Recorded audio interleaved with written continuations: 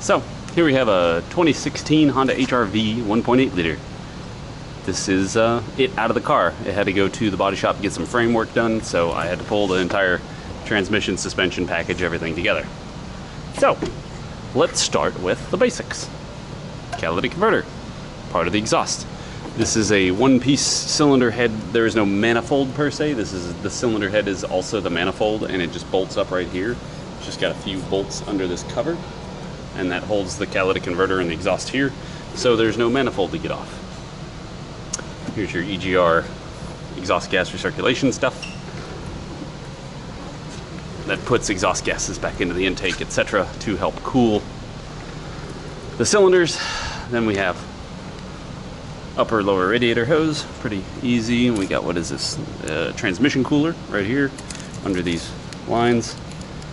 So this is kind of it's mostly a walk around just kind of showing you where everything is, because it's easier to see when it's all out, and we're going to get around to the back side of it so that way it's easier. Here's the, I think, a fill, transmission fill right here, and yeah, it's just a fill. There's no dipstick attached to it. Sometimes there are dipsticks attached to it. Here's the engine mount bracket. Well, it would go here.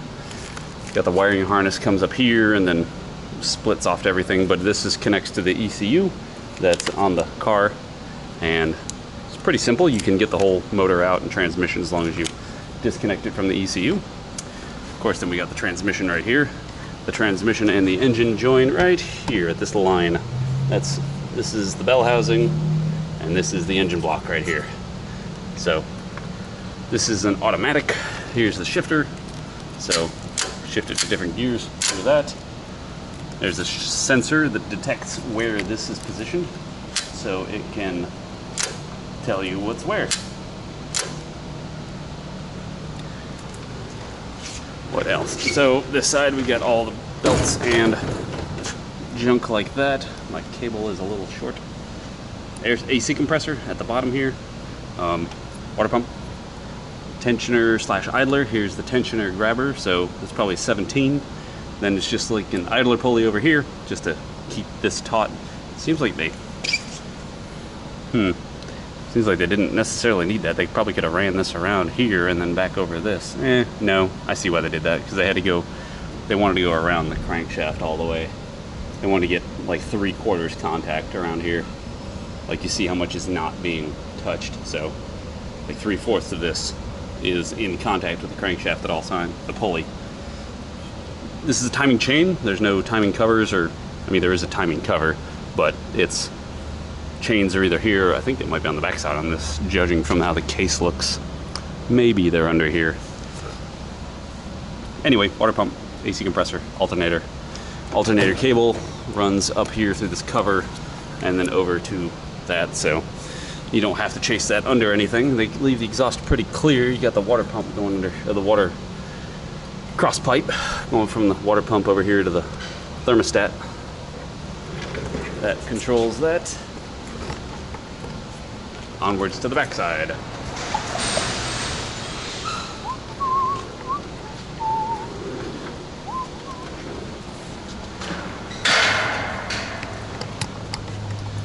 Okay, I just got these strapped together so they don't fall over. So you got your drive axle. This is your transmission, your transmission's differential here, which is running the drive axles, which come out here to the knuckle. Wheel speed sensor goes here. Brake rotor, the calipers are on the car. This is a McPherson strut. So this strut bolts here, has the coils, and then this actually bolts on with a 1 nut at the top. Instead of having 3 nuts up here, it's got this little piece here, so you take these off by taking this off. Come on, there you go. And then that's actually holding on the strut. That's holding the strut together, holding the shock to the spring. So that's that. It's got a little washer and junk.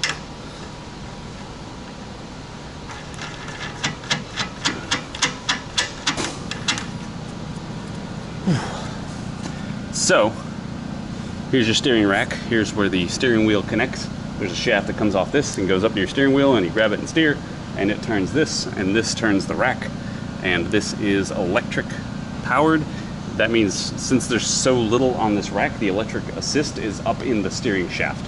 So it's up in the car. So the electric power steering is like up here as opposed to on the car. There's no electrical connections or anything right here.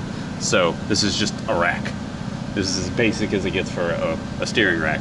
There's basically a tooth gear inside of this rack, and then this thing is a gear, so it turns and it pulls the gear back and forth, and it just moves the shaft, and then you got the inner tie rod joints here, then it comes to this part of the inner tie rod, and then it goes to the outer tie rod and the ball joint there, etc. So we got some sort of dampener, probably vibration dampener. This is where the exhaust comes out, so it comes over this and goes out. And this is the A member or subframe. This is one of the that goes up like that, holds the whole thing up there. In order to keep track of them, I just leave them there. They don't fall out. Same thing here. We got another subframe bolt. Goes through it like so. Other strut, the whole thing, same deal. Just this one's got a slightly longer shaft because it's going over to this side. Here's your intake. What's under this? I don't know what this is. There's some brackets here. There's your starter. That's what's going to. This is the starter connection. So there's your starter. This thing's kind of a pain. That thing would be a pain. Yeah, you probably have to pull the axle out to get to that starter.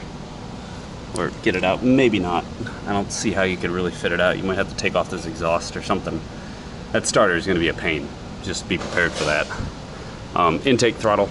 You get your probably I don't know what hose, but a hose connects to that, and then you got the throttle itself. These are the heater core lines. These go from the head to the heater core, so that way you get heat in the car.